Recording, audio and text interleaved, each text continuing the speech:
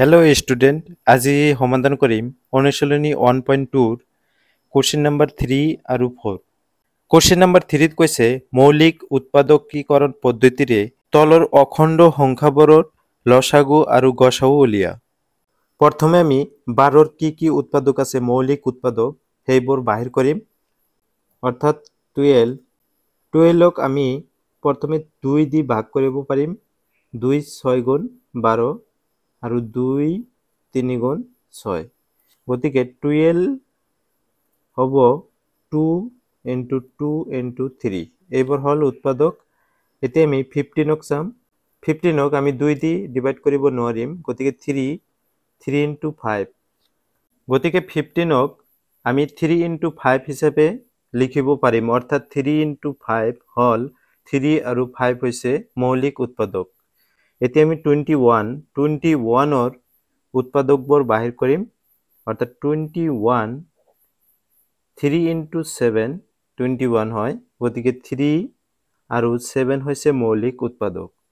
এতিয়া ইয়াৰ পৰা আমি গসাগু আৰু লসাগু উলিয়াম। কেনেকৈ উলিওৱা হয় ইয়াৰ আগৰ 2 নম্বৰ অংকত তোমালোকে নিশ্চয় শিকিছা। অৰ্থাৎ প্ৰথমে আমি গসাগু উলিয়াই ল'ম। গসাগু হৈছে এই তিনিটা সংখ্যাৰ ভিতৰত মিল থাকিব লাগিব, অৰ্থাৎ এই তিনিটা সংখ্যাৰ ভিতৰত যিটো কমন থাকিব, সকলো সংখ্যাতেই থাকিব, যিবোৰ উৎপাদক থাকিব সেইবোৰেই হ'ব গসাগু। অৰ্থাৎ 21ৰ ভিতৰত আছে 3, 15ৰ ভিতৰত আছে 3, আকৌ 12ৰ ভিতৰত আছে 3, গতিকে 3টো আহি যাব আমাৰ গসাগু।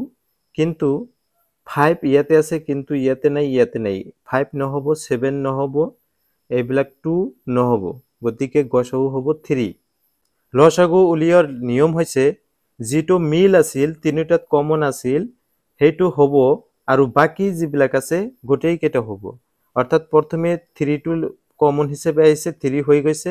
এতিয়া বাকী 2 into 2 আৰু তাৰ তলৰটোত আছে 5 আৰু 21ত আছে 7, এইকেইটা আমি পূৰণ কৰিম। এতিয়া কিমান হয় সেইটোই হ'ব লসাগু।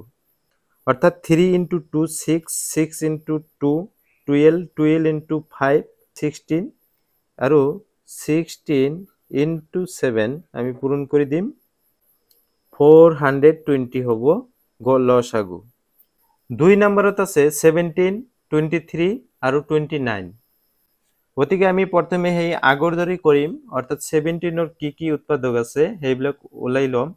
এইটো নিজেই হয় এটা মৌলিক সংখ্যা, গতিকে ইয়াৰ উৎপাদক 1ৰ বাহিৰে আৰু 1 আৰু সংখ্যাটো নিজেই হয় উৎপাদক, গতিকে আমি লিখিব পাৰিম 70 equal to 1 into 17 আৰু 23 এইটো এটা মৌলিক সংখ্যা হয়, গতিকে 1 into 23 হ'ব, গতিকে 23 equal to 1 into 23 হ'ব। 29 সেম একেই হয়, এইটো এটা মৌলিক সংখ্যা হয়, গতিকে ইয়াৰো 1 into মানে 1 আৰু সংখ্যাটো নিজেই উৎপাদক হ'ব। গসাগু কি হ'ব? গসাগু ইয়াতে মিল কি আছিল? গসাগুৰ নিয়ম হ'ল গৰিষ্ঠ সাধাৰণ উৎপাদক, মানে সাধাৰণ কমন থাকিব লাগিব, সেইটোৱেই হ'ব। গতিকে ইয়াতে 17 আছে, ইয়াতে নাই, গতিকে এইবিলাকতো নহ'ব। অকল আমি দেখা পাই আছো 1ৰ বাহিৰে আৰু বেলেগ সংখ্যা নাই, গতিকে 1 হৈছে এই সংখ্যা তিনিটাৰ গসাগু। আৰু লসাগু বুলি ক'লে যিটো মিল আছিল সেইটো আৰু বাকী যিবিলাক মিল নাই সেইবিলাকো আমি পূৰণ কৰিম, অৰ্থাৎ 1 আৰু বাকীবিলাক 17, 23 আৰু 29। আমি পূৰণফল পাইছোঁ 11339, এটি হ'ব লসাগু। 3 নম্বৰটো আছে 8, 9 আৰু 25। 8ৰ উৎপাদকবোৰ বাহিৰ কৰিম, মৌলিক উৎপাদক, অৰ্থাৎ 2 into 4, আকৌ 2 দি ডিভাইড কৰা যায় 2 into 2, গতিকে 2 into 2 into 2। এতিয়া আমি 9ক কৰিব পাৰিম 3 into 3, অৰ্থাৎ 3 into 3। এতিয়া সেম 25ক আমি 5 into 5 কৰিব পাৰিম, গতিকে 5 into 5। কিন্তু এটা বস্তু লক্ষ্য কৰিলে গম পাব যে ইয়াতে কোনো কমন নাই, এটা সংখ্যাও এটা অঙ্ক মিল নেই। গতিকে আমি প্ৰতিটোৰে আমি জানো যে প্ৰতিটোৰে কি থাকে, 1 এটা থাকিবই উৎপাদক। গতিকে 1 1 হৈছে গসাউ, অর্থাৎ লসাগু 8 ইন্টু 9 ইন্টু 25। এইকেইটা করে দিলে হ'ব 8 ইন্টু 9 72, 72 আৰু 25 পূৰণ কৰিলে আমি পাই যাম লসাগু। পূৰণফল পাইছোঁ 1800। গতিকে এইখিনি আছিল 3 নম্বৰ প্ৰশ্নৰ সমাধান। 4 নম্বৰ প্ৰশ্ন দিয়া আছে গসাউ 306,657 equal to 9, অর্থাৎ গসাউ দিয়ে আছে 9, লসাগু উলিওয়া, অর্থাৎ গসাউ দিয়ে আছে এটা সংখ্যা গসাউ দিয়ে আছে আৰু লসাগু উলিয়াব লাগে। দিয়ে আছে গসাউ 306,657 equal to 9, লসাগু আমাক উলিয়াব লাগে। আমি জানো যে লসাগু পূরণ গসাউ ইকুয়াল টু সংখ্যা দুটার পূরণফল। লসাগু যেহেতু উলিয়াব লাগে ইয়ার মান দিয়া নাই, কিন্তু গসাউ আমি পাইছো 9। সংখ্যা দুটার পূরণফল অর্থাৎ 306 ইন্টু 657।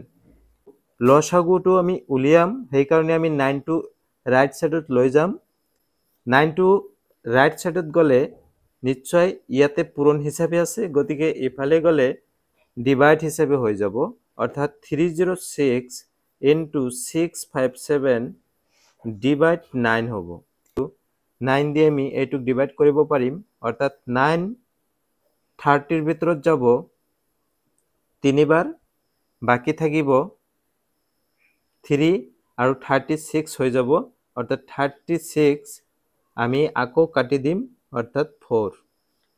তেনেহলে থাকি গ'ল কিমান 34 ইন্টু 657।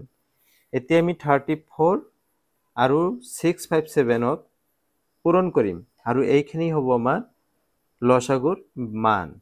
আমি পূৰণফল পাইছোঁ 22338। এইখিনি আছিল আজিৰ ভিডিঅ'।